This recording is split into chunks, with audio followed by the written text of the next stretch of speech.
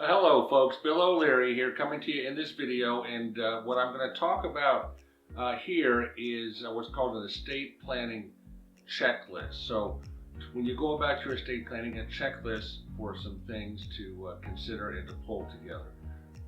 Before I get started, quick introduction. Bill O'Leary is the name. I'm an attorney. I focus on estate planning, elder law, and probate, those three areas here with my firm Legacy Planning Law Group located in Jacksonville, Florida. So let's jump right in.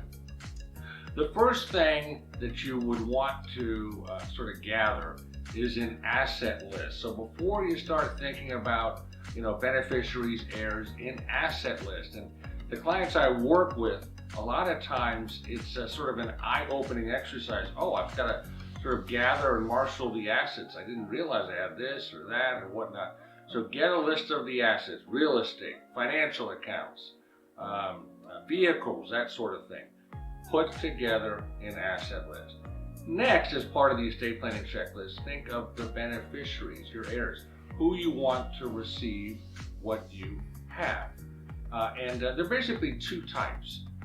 One are called specific recipients, and the other is called residuary beneficiaries. Let me break that down. Think of sort of your estate as a cake, and the cake is going to be cut into multiple pieces, okay? Those are going to be your ultimate beneficiaries to split your estate. But before the cake is cut, what's on top of a cake? It's the icing, the best part. And so there might be an opportunity to scrape off the icing first to make specific gifts to specific people before the cake is cut. Maybe you want to give, I don't know, a certain amount of cash to this grandchild, that grandchild. Those gifts are made first, and then the cake is cut. Now, as part of thinking your beneficiaries, you want to put in place a will. Last will and testament, you've all heard of it. It's a way to decide who gets your stuff, what they get, when they get it, and how they get it. And in fact, oftentimes a much better solution than just having a will is having a revocable living trust, which answers the same four questions: who, what, when, and how, but answers them in a much better way, because what you will achieve is things going to your loved ones smoothly, quickly, and easily, not having to go through the probate court. So, putting together a trust is part of an estate planning checklist. How about this? Power of attorney.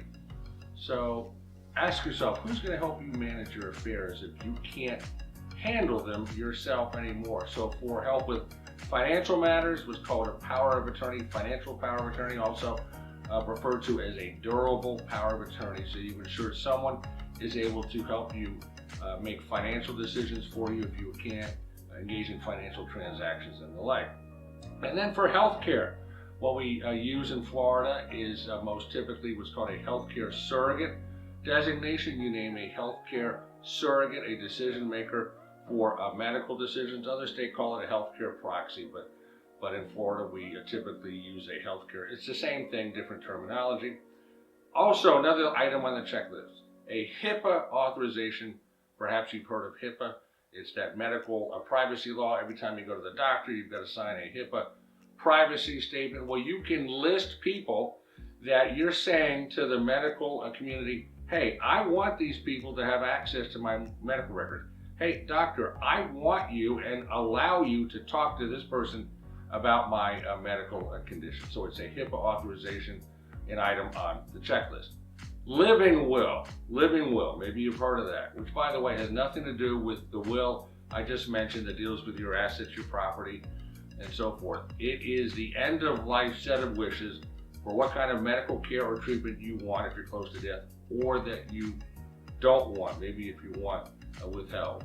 Helpful set of wishes for your healthcare decision makers to have, so that they're not guessing what kind of care you would or would not want if you're close to death and can't speak for yourself. By the way, that's sometimes also referred to as an advance directive. Another item, personal property memorandum. So this is where you can lay out who's going to get what of your stuff, your tangible personal property, furniture, jewelry, firearms, that sort of thing. You can list it out.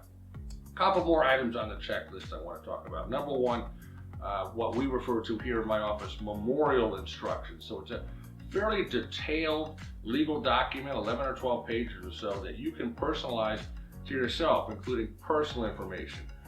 You can indicate who do you want to receive notification of your death. Very, very important. Family members, friends, and so forth. What do you want done with your final remains? Okay, so are you going to be buried like in a traditional casket, or are you going to be cremated? The directions for the type of urn and so forth. What about, let's say, a headstone? If you're going to be buried in a casket, maybe a marker. If you're maybe in some sort of columbarium with your cremated remains, if you want your remains, spread over the ocean, whatever you want, you can personalize these instructions. What about a funeral or sort of remembrance celebration? And expenses. Who's going to pay these final expenses? So memorial instructions, important part of the checklist. Finally, why don't you hold a family meeting? Why don't you gather the family and tell them about all this rather than it being sprung on them after you die and they're scrambling. So if you'd like to know a little bit more about estate planning, a checklist of things to consider, and maybe you want to find out how we can help, we would love to talk to you. So what we would encourage you to do is schedule a free phone call, our discovery call. And just click on the link that's at the bottom of this video. Real easy, takes you to a booking calendar.